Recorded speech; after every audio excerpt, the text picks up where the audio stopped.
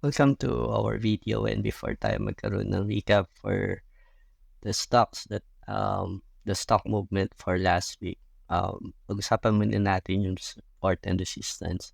Ano ba yung supports and resistance? Support and resistance, ito yung isa sa mga technical indicator or technical tool that you can use.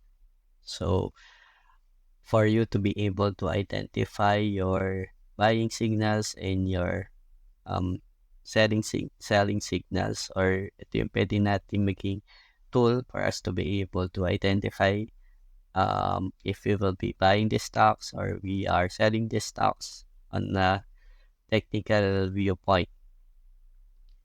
So let's use the Philippine Stock Exchange as our example for the trade for our support and resistance. So on this chart, identify natin yung mga support areas by identifying those candles na pag tumaan siya dito sa certain price point na to and area, usually ang nagiging effect niya is it will be bouncing up. Like for this example, pwede natin to identify as our support. Then yung resistance naman, ito yung mga areas chart na when they are, the price reaches these areas, nagkakaroon ng corrections, nagkakaroon ng pullback, or depende sa magiging trading plan mo and how you use the support and resistance. Pwede rin kasing ito yung magiging signal mo for breakouts or breakdowns. Like for this example, if you use the support as your buy signals as bounce, mag-wait ka lang ng signal for, like for this example, you can use the green candle close for the week as your buy signal because of this support area. Usually, pag nare-reach ng candle or price point yung mga support, usually ang effect nito is nagkakaroon siya ng bounce or nagkakaroon ng uptrend. Then you can set your resistance. Ito, pwede yung gamitin na resistance tong area na to as your target price. Like for this example, pwede mo identify ito yung as bounce mo. Then you enter these stocks. Then you sell on the resistance. This is one other trade idea na pwede mong gamitin as your plan trading market strategy mo.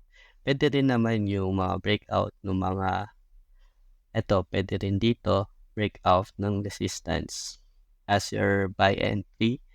Then, ang importante lang sa mga buy entries natin, we should always set a stop loss just in case na hindi siya umayon dun sa bias natin. Kasi wala naman 100% or guarantee in the market na pag na-breakout siya or nag-bounce siya sa support, will automatically be in your favor, in your trend. So, you need to have your stop loss palagi. Keep that in your mind. Ayun, yun lamang yung support and resistance. You can use this as a part of your tool or na mag-help sa inyo to decide on whether to buy or sell the stocks. Ayan, kagaya dito, good example din yung part ng chart na to. Dito pwede natin assign as the support kasi merong bounce na nangyari. Then mapapansin natin on this area, yung support and resistance, isa tong area na specific price point. So, kagaya nito, every time na nandito siya sa area ng resistance, hindi siya nagtutuloy. So, ang effect niya, kung mapapansin natin, is kakaroon siya ng pullback or correction. So, pwede natin itong identify as our target price. Pwede tayong pumili dito sa area na to, then we will set this as our target price. Ayun, so let's take a look dun sa market performance for last week ng mga most active stocks of the Philippine Stock Exchange. So, first is PDO. Last week, meron siyang 2.75% close on the green candle. Pero makikita natin dito na malapit na siya dun sa resistance. So, there are two expectations for us on this area. Possible na magkaroon muna siya ng correction dito sa coming weeks. Magkaroon siya ng red candle, green candle, or ma-break out na niya itong resistance na to and magkakaroon ng bullish trend. Then we can identify this as the support. Ayan, kung bounce player ka naman on the support, pwede mo dito ka bumili once nagkaroon ka ng bounce signal, then target mo yung resistance. Ayan, yun yung mga pwede mong trading plan na pwede mong gawin for trading PDO. Next is Ayala Land. Sa Ayala Land naman nagkaroon siya ng 0.14%. Pero green candle pa rin yung close niya last week. And dito yung resistance niya. Dito yung yung support area niya. Then, konti na lang may hit niya. Dito makita natin if coming weeks if magiging bullish ba itong stocks na to. Also, if you are trading using the box, ayan, pwede rin to. Then, buy on the breakout of the box. Then, yung TP mo, pwedeng ito, itong resistance na to, or duplicate the box. Ayan, mapapansin natin, kahit na duplicate natin yung box, yung top of the box, tumatama pa din siya dun sa resistance area. So, ito yung pwede natin gawing as profit-taking area pag na-hit na niya if you buy on this breakout of the box or buy on bounce on the support. Next is ICT. Si ICT naman, kung mapapansin natin, bullish pa rin naman yung trend niya. Karoon siya ng doji last week. Undecided yung mga traders if continuation of bullish trend or magsisimula na siya na magkaroon ng bearish trend. So next week makikita natin kung ano yung response ng mga market traders dito, lalo na yung mga may stocks na hawak dito, if magkakaroon ba ng continuity dun sa trend or magsisimula ng magkaroon ng bearish trend for these stocks. So kung titignan natin yung if you are trading the box breakout, medyo konti na lang yung niya, target niya. Konti na, halos magko-close na siya. Nagkaroon nga ng dito ng resistance. Di siya nag-close. So, pwede natin ito bantayan kung ano ba yung magiging movement niya for the coming weeks. Next is GT Capital Holdings. Malakas yung close niya last week. Nagkaroon ng 8.97% close for last week. Currently, sideways pa din to. We could consider this as sideways. And this part as the resistance.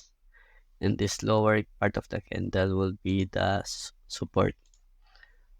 So, let's watch this kung magkakaroon ba ng resistance dito and magkakaroon ng pullback or magtutuloy-tuloy na siya kasi pwede itong maging breakout area niya and magiging bullish yung trend niya. Next is SM Investments Corporation. Sideways din yung movement niya, support niya, and resistance. So, tinitingnan natin dito is if magkakaroon ba ng continuity na ma-reach niya tong resistance area, then magkaroon ng couple of pullbacks and magkakaroon ng pagbaba dito and corrections, magkakaroon ng corrections. But we'll see next week kung ano yung magiging response ng mga market traders for SM investments. Erit naman nagkaroon ng sell-off last week, total of negative 0.62% sell-off. And so far, kung titignan natin yung trend ng stocks, still uptrend pa din naman, bullish. Pero dito natin makikita if next week magkakaroon ba ng continuation ng sell-off niya. Then, makita natin kung bababa yung ano niya, yung movement niya, or kung mabibreak niya itong trend. Dito, ito yung makikita natin if mabibreak niya yung trend or magkakaroon dito ng bounce kasi titingnan natin every time na may hit niya yung trend line, nagkakaroon ng bullish movement upward. So, we will see next week.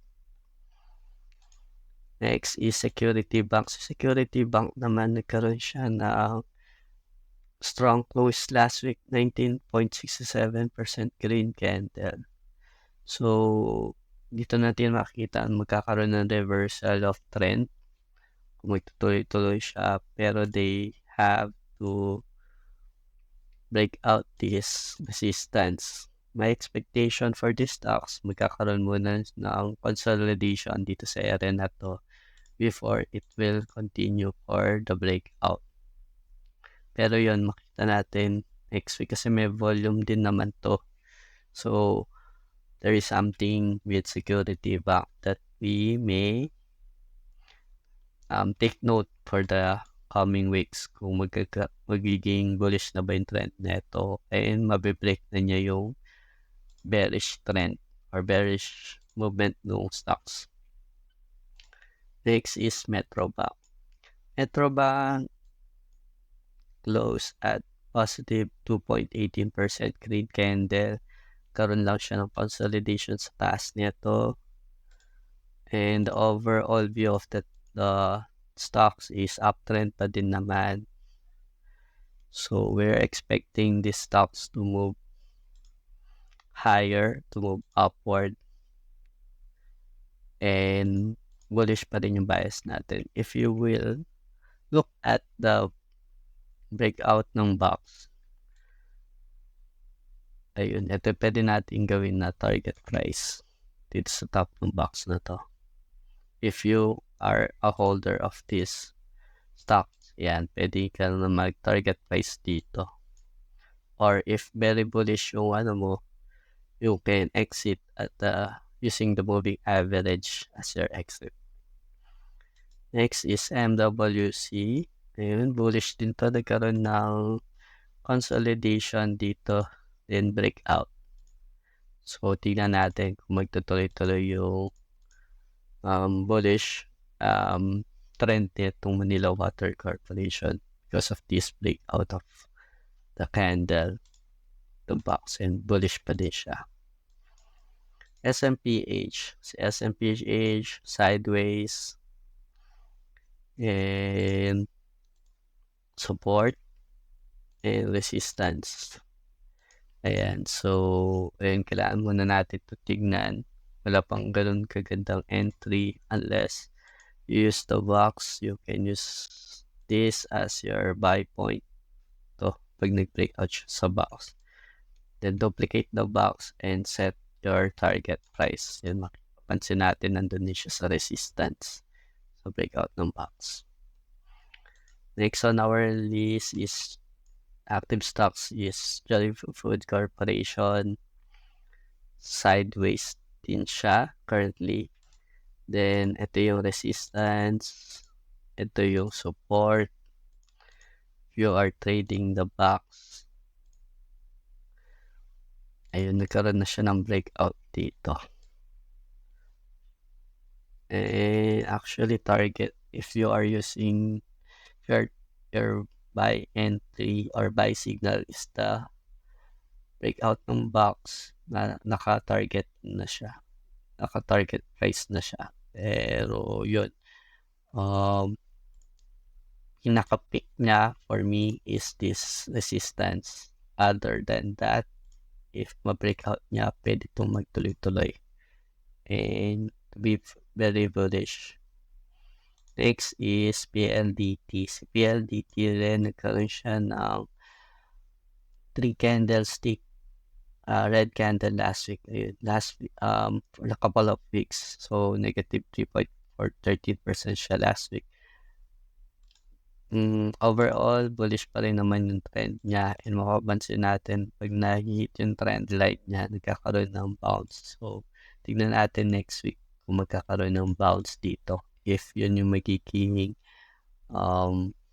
reaction ng mga traders for PLDT, lalo na kung bullish pa din naman yung bias nila for this stocks. Then yun, meron lang mga certain resistance on this area and on this area. Ito yung mga mako-consider ko as strong resistance area na kailangan ma-break ni PLDT bago magtuloy-tuloy na umangat yung price value ng stock. Next is Ayala Corporation. Ayun, may mini bullish trend siya dito. Support niya, and kung breakout ng box yan, pwede natin to consider as box niya. Hintay tayo na ma-breakout niya yung box for the buy signal or buy entry. Then, yung top of the box, yun yung magiging resistance niya, or we can consider this also as the resistance. And kung mapapansin nyo, halos dikit lang siya dun sa top of the box. Yan, ito yung mga pwede nating trade idea or trade plan that we can implement sa mga trading strategies natin. Next on the list is URC. For URC, karoon ng mga series of red candles, pero ang mapapansin natin dito sa URC is nandun siya dun sa support area. Dito natin makikita if magkakaroon ba ng sell-off. Then, magtutuloy-tuloy ang bearish trend ng stock na to, or magkakaroon ng bounce. Ito, next week natin makikita to kung ano yung magiging response ng mga traders, if they will have a bounce or magkakaroon ng breakout ng support. Then you can set this as your target price or take profit areas. Next on our list is Pure Gold. Si Pure Gold naman, good green candle close last week, 8.11%, and meron din siyang volume. Ang mapapansin natin dito is nagkakaroon na siya ng bullish trend. So, mag-plot lang tayo ng mga resistance. Actually, dito meron na itong resistance eh. So, makikita na lang natin possible na magkaroon ng corrections dito or pullbacks. But for unhealthy stocks, I would like to see some pullbacks and correction before it continues to have bullish trend. Ayan, kailangan meron muna ito ng resistance dito. Magkaroon ng consolidation bago siya magtuloy-tuloy for bullish trend. Then, ayan lang, may mga certain areas tayo nang pwede natin i-consider as target areas bago siya magtuloy-tuloy. So, I think yun na muna lahat for our most active stocks. Then, if you have any questions, suggestions, just put your comments on the comment section below. Yun lang.